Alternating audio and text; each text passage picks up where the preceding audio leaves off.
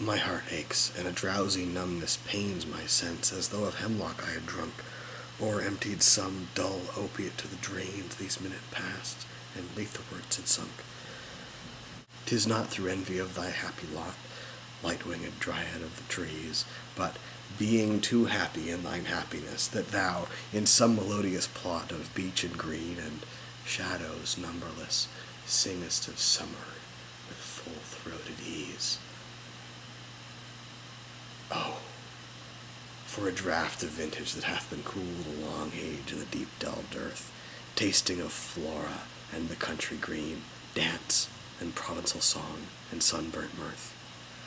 Oh, for a beaker full of the true, the blushful hippocrene, with beaded bubbles winking at the rim, and purple stained mouth, that I might drink and leave the world unseen, and with thee fade away into the forest dim.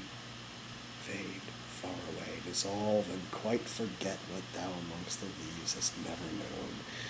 The weariness, the fever, and the fret, here where men sit and hear each other groan, where palsy shakes a few sad last grey hairs, where youth grows pale, and spectre thin, and dies, or but to think is to be full of sorrow, and leaden-eyed despairs, and beauty cannot keep her lustrous eyes, or new love pine them beyond tomorrow. Away, away, for I will fly to thee, not charioted by Bacchus at his pards, but on the viewless wings of poesy, though the dull brain perplexes and retards. Already with thee, tender is the night, and haply the queen, moon, is on her throne, clustered round by all her starry fays.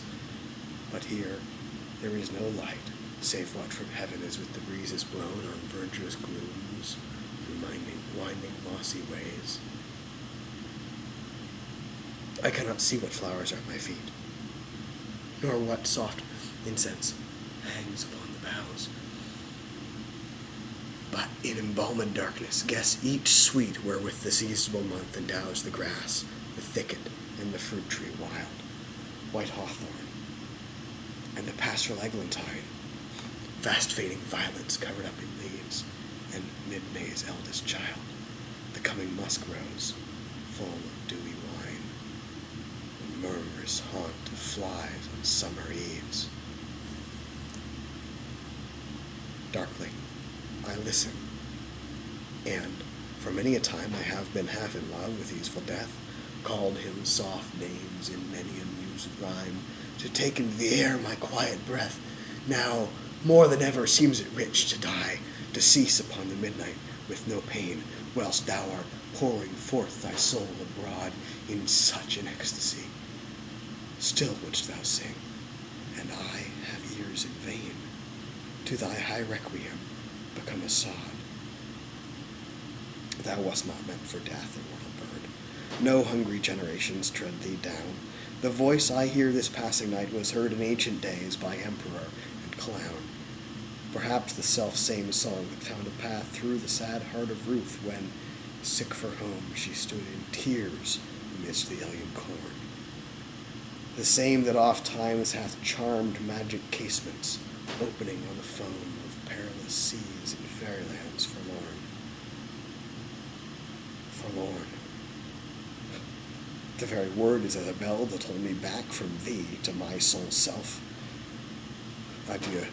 The fancy cannot cheat so well as she is famed to do, deceiving elf. Adieu, adieu.